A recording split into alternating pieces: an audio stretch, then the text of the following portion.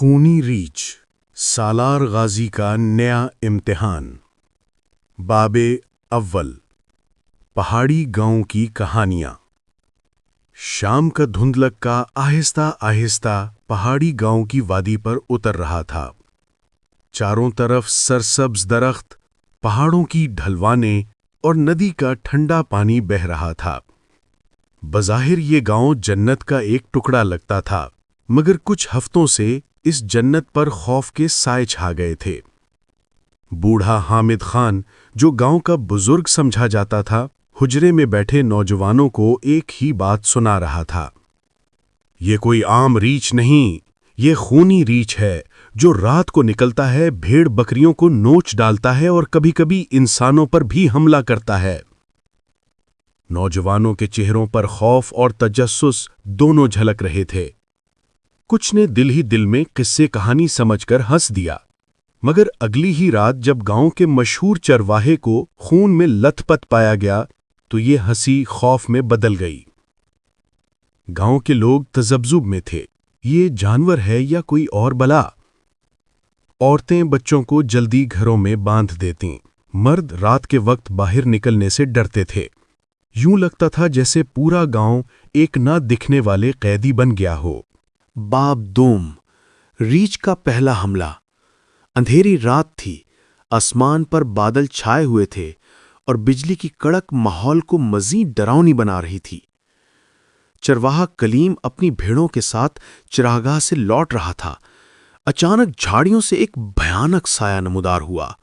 بھاری سانسوں کی آواز، تیز پنجے اور چمکتی ہوئی آنکھیں، لمحوں میں کلیم کا جگر دہل گیا۔ یا اللہ مزد! اس کے منہ سے صرف یہی نکلا۔ اگلے لمحے ایک خوفناک دھاڑ سنائی دی۔ بھیڑیں بدک کر بھاگ گئیں۔ کلیم نے بھاگنے کی کوشش کی مگر دیر ہو چکی تھی۔ ریچھ نے ایک ہی وار میں اس کے کندھے کو پھاڑ ڈالا۔ چیخ کی گونج پہاڑوں میں پھیل گئی اور پھر اچانک سب کچھ خاموش ہو گیا۔ صبح جب گاؤں والے چراگاہ کی طرف گئے تو انہوں نے کلیم کی میت دیکھی۔ جسم پر پنجوں کے نشان اور جگہ جگہ خون جمع ہوا تھا۔ گاؤں والوں کی ریڑھ کی ہڈی میں سنسنی دوڑ گئی۔ اب یہ قصے نہیں رہے تھے، یہ حقیقت بن چکی تھی۔ باب سوم، سالار غازی کی واپسی۔ یہ خبر جلد ہی قریبی قصبے تک پہنچی، اور وہیں ایک آدمی نے یہ خبر سنی جس کا نام سن کر ہی لوگوں کے دل میں ہمت پیدا ہوتی تھی: سالار غازی۔ سالار غازی ایک ایسا شخص جو اپنی جوانی سے ہی جنگلوں اور پہاڑوں کا ساتھی رہا، گولی چلانے میں ماہر، جال بچھانے کا ہنر جاننے والا، اور سب سے بڑھ کر ایک نڈر انسان۔ لوگ اسے صرف شکاری نہیں بلکہ محافظ سمجھتے تھے۔ سالار غازی نے کلیم کی موت کی خبر سنی تو فوراً اپنے پرانے دوست کاشف بلوچ کو ساتھ لے کر پہاڑی گاؤں کا رخ کیا۔ کاشف بلوچ ایک سیدھا سادہ دیہاتی مگر دل کا مضبوط اور دوست کے لیے جان قربان کرنے والا انسان تھا۔ دونوں جب گاؤں پہنچے تو لوگ ان کے گرد جمع ہو گئے۔ سالار بھائی، یہ کوئی عام جانور نہیں، یہ تو خون کا پیاسا ہے۔ سالار صاحب، آپ ہی کچھ کریں ورنہ ہمارا گاؤں ختم ہو جائے گا۔ سالار نے سب کی باتیں سنی، پھر پرسکون لہجے میں کہا: ڈرنے کی ضرورت نہیں، جب تک میں زندہ ہوں یہ ریچھ کسی پر ہاتھ نہیں ڈالے گا، لیکن پہلے مجھے حقیقت جاننی ہوگی۔ یہ کہہ کر اس نے ڈاکٹر سلیم کو بھی پیغام بھجوایا، جو حیوانات کے ماہر تھے اور سالار کے پرانے ساتھی بھی۔ سالار جانتا تھا کہ یہ کھیل صرف بندوق سے نہیں جیتا جا سکتا، اس کے پیچھے کچھ راز ہے جسے کھولنا ہوگا۔ باب چہارم، سچائی کی تلاش۔ رات کا اندھیرا چھا چکا تھا۔ گاؤں کے حجرے میں سالار غازی، کاشف بلوچ اور گاؤں کے چند معتبر بیٹھے تھے۔ چراغ کی مدھم لو میں سب کے چہروں پر خوف اور تجسس واضح نظر آ رہا تھا۔ میں نے کلیم کی لاش دیکھی ہے، ایک گاؤں والا بولا۔ اس کے زخم عام ریچھ کے پنجوں کے نہیں لگتے، جیسے کوئی جنون میں ہو اور چیر پھاڑ ڈالتا ہو۔ سالار نے گہری سانس لی اور کہا: کبھی کبھی زخمی یا بیمار جانور انسان پر حملہ آور ہو جاتے ہیں، لیکن یہ حقیقت جاننے کے لیے ہمیں نشانوں کا جائزہ لینا ہوگا۔ اسی لمحے دروازہ کھلا اور ڈاکٹر سلیم اندر داخل ہوئے۔ وہ ہمیشہ کی طرح پرسکون مگر متفکر نظر آ رہے تھے۔ میں نے لاش کا معائنہ کیا ہے، ڈاکٹر نے کہا۔ یہ واقعی ریچھ کے پنجوں کے نشانات ہیں، لیکن ایک بات عجیب ہے، یہ عام ریچھ کی طاقت سے زیادہ گہرا اور وحشیانہ حملہ ہے، جیسے ریچھ کو پاگل کر دیا گیا ہو۔ سالار نے غور سے ڈاکٹر کی بات سنی، پھر کاشف کی طرف دیکھا۔ کل صبح ہم جنگل کی طرف جائیں گے اور ان نشانات کا تعاقب کریں گے، یہی ہمارا پہلا قدم ہے۔ باب پنجم، جنگل کی پراسرار خاموشی۔ اگلی صبح سورج کی کرنیں پہاڑوں کے پیچھے سے جھانک رہی تھیں جب سالار غازی، کاشف بلوچ اور ڈاکٹر سلیم جنگل کی طرف نکلے۔ صوفیہ خان بھی کیمرہ اور نوٹ بک کے ساتھ ساتھ تھی۔ وہ بطور صحافی اس مہم کو کور کرنا چاہتی تھی، مگر دل ہی دل میں وہ جانتی تھی کہ یہ صرف رپورٹنگ نہیں بلکہ زندگی اور موت کا کھیل ہے۔ جنگل میں داخل ہوتے ہی عجیب سا سکوت چھا گیا۔ پرندے جو عموماً صبح کے وقت چہچہاتے تھے، خاموش تھے۔ پتوں کی سرسراہٹ بھی ڈراؤنی لگ رہی تھی۔ کاشف نے آہستہ سے کہا، سالار بھائی، یہ خاموشی دل دہلا رہی ہے، لگتا ہے جنگل کے جانور بھی کسی خوف میں ہیں۔ سالار نے نشانات کا جائزہ لیا۔ تازہ پنجوں کے بڑے بڑے نشان زمین پر ثبت تھے۔ یہ ریچھ ہے اور یہ راستہ سیدھا پہاڑ کے غار کی طرف جا رہا ہے، سالار نے کہا۔ کچھ دیر بعد وہ ایک جگہ رکے جہاں زمین پر خون کے دھبے اور بھیڑ کی باقیات پڑی تھیں۔ صوفیہ نے تصویریں لیں اور آہستہ کہا، یہ صرف جانوروں پر ظلم نہیں، یہ پورے ماحولیاتی نظام کو خطرہ ہے۔ کوئی اس ریچھ کو جان بوجھ کر مشتعل کر رہا ہے۔ ڈاکٹر سلیم نے سر ہلایا۔ ممکن ہے کسی نے اسے زخمی کیا ہو یا زہر دیا ہو جس سے وہ پاگل پن میں مبتلا ہو گیا ہو۔ سالار نے نظریں سخت کر لیں۔ پھر ہمیں نہ صرف ریچھ کو روکنا ہے بلکہ یہ بھی معلوم کرنا ہے کہ اس کے پیچھے ہاتھ کس کا ہے۔ باب چھٹا، ولن کا پردہ چاک۔ اسی شام سالار اور ساتھی گاؤں لوٹے۔ لوگ بے چینی سے انتظار کر رہے تھے، لیکن رات کے اندھیرے میں ایک اور ہولناک خبر آئی۔ گاؤں کے قریب کھیتوں پر حملہ ہوا تھا۔ اس بار ریچھ کے ساتھ 2 مسلح آدمیوں کو بھی دیکھا گیا۔ یہ کیا ہے؟ صوفیہ نے حیرانی سے کہا۔ کیا انسان بھی اس ہولناک کھیل میں شریک ہے؟ سالار کے ماتھے پر پسینہ آ گیا، مگر آنکھوں میں غصہ بھڑک اٹھا۔ میں جانتا ہوں یہ کس کا کام ہے، کاشف نے چونک کر پوچھا۔ کس کا؟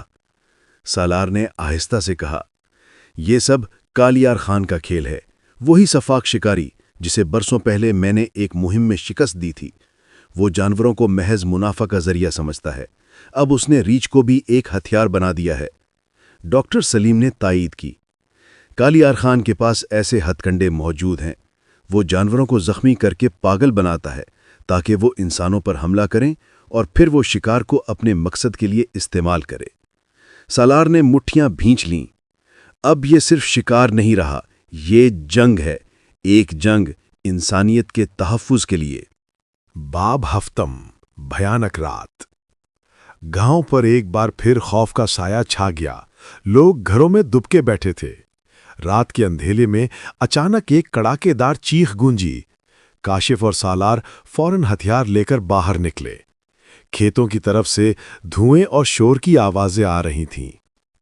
وہ جب وہاں پہنچے تو دیکھا کہ خونی ریچھ کھیتوں میں مچل رہا تھا۔ اس کے ساتھ 2 نقاب پوش آدمی گاؤں کے مویشی ہانک کے جنگل کی طرف لے جا رہے تھے۔ سالار نے فائر کیا، مگر ریچھ نے ایک ہی جست میں قریبی درخت کو اپنی طاقت سے ہلا ڈالا۔ گاؤں والے دہشت زدہ ہو گئے۔ یہ عام ریچھ نہیں رہا، ڈاکٹر سلیم نے لرزتی آواز میں کہا، یہ زہر اور تشدد سے پاگل بنا دیا گیا ہے۔ صوفیہ نے کیمرے سے سب مناظر محفوظ کیے۔ یہ ثبوت ہیں کہ یہ سب کالیار خان کا کھیل ہے، مگر وہ جانتی تھی کہ یہ ثبوت جمع کرتے کرتے وہ خود بھی خطرے میں ہے۔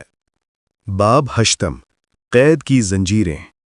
اگلے دن صوفیہ خبر اکٹھی کرنے کے بہانے تنہا جنگل میں گئی، مگر وہاں کالیار خان کے آدمیوں نے اسے پکڑ لیا۔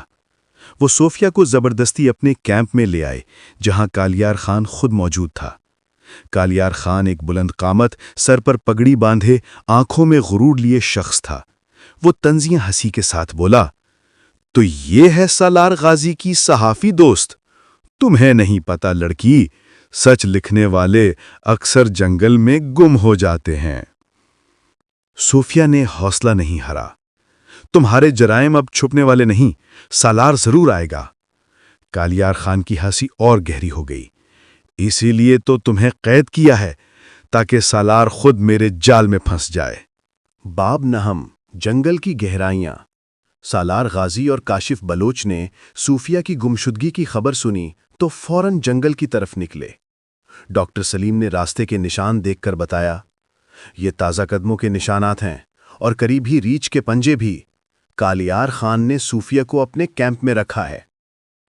جنگل کی خاموشی اور بڑھتی ہوئی گھپ اندھیری رات کو اور زیادہ خطرناک بنا رہا تھا۔ کہیں دور سے ریچھ کی خوفناک گرج سنائی دی۔ کاشف نے سالار سے کہا، بھائی اگر وہ ریچھ سامنے آ گیا تو؟ سالار نے تلوار کی مانند چمکتے ہتھیار کو تھاما، پھر ہمیں اپنی جان ہتھیلی پر رکھنی ہوگی۔ یہ صرف شکار نہیں، انصاف کی جنگ ہے۔ باب دہم، آخری معرکہ۔ کالیار خان کا کیمپ ایک پہاڑی کے دامن میں تھا۔ جب سالار اور کاشف وہاں پہنچے تو کیمپ کے ارد گرد آگ کے الاؤ جل رہے تھے۔ نقاب پوش پہرا دے رہے تھے۔ بیچ میں صوفیہ ایک ستون سے بندھی ہوئی تھی۔ سالار نے اشارہ کیا اور کاشف نے ایک پہرے دار کو خاموشی سے بے ہوش کر دیا، مگر اسی لمحے خونی ریچھ دھاڑتا ہوا سامنے آ گیا۔ اس کی سرخ آنکھوں میں خون اترا ہوا تھا۔ کاشف، صوفیہ کو آزاد کراؤ، ریچھ میرے حوالے، سالار نے دھاڑ کر کہا۔ کالیار خان سامنے آیا۔ آخرکار مل ہی گئے سالار غازی، دیکھو میرا خونی سپاہی کیسا ہے۔ اس نے ریچھ کو مزید بھڑکانے کے لیے آگ میں لوہا ڈالا اور ریچھ کی طرف اچھالا۔ ریچھ غصے میں پاگل ہو گیا اور سالار کی طرف لپکا۔ سالار نے ہتھیار سنبھالا، 2 گولیاں چلائیں، مگر ریچھ ڈگمگانے کے بعد دوبارہ اٹھ کھڑا ہوا۔ سالار نے آخری لمحے پر اپنی شکاری چھری سنبھالی اور قریب آتے ہی ایک فیصلہ کن وار کیا۔ ریچھ دہاڑتا ہوا زمین پر گر گیا۔ صوفیہ آزاد ہو چکی تھی اور کاشف نے کالیار خان پر جھپٹ کر اسے قابو کر لیا۔ ڈاکٹر سلیم نے زخمی سالار کو سہارا دیا۔ باب 11 دہم، انجام اور اگلا سفر۔ کالیار خان کو گاؤں کے لوگوں کے حوالے کر دیا گیا۔ گاؤں میں امن واپس آ گیا، مگر سب جانتے تھے کہ یہ صرف ایک معرکہ تھا۔ سالار غازی نے گہری نظر سے افق کی طرف دیکھا۔ یہ جنگ ابھی ختم نہیں ہوئی، اور بھی درندے ہیں جو جنگل اور انسانیت کے دشمن ہیں۔ صوفیہ نے مسکراتے ہوئے کہا، پھر تمہیں میری رپورٹنگ برداشت کرنا پڑے گی، کیونکہ میں بھی اگلی مہم کا حصہ ہوں گی۔ کاشف نے کہا لگایا، بس اگلی بار ریچھ کی جگہ کچھ چھوٹا جانور ہو تو بہتر ہوگا۔ سب نے ہنسی میں ڈوبا ہوا لمحہ بانٹا، مگر جنگل کے سناٹے میں منتشر تھے اندیشے۔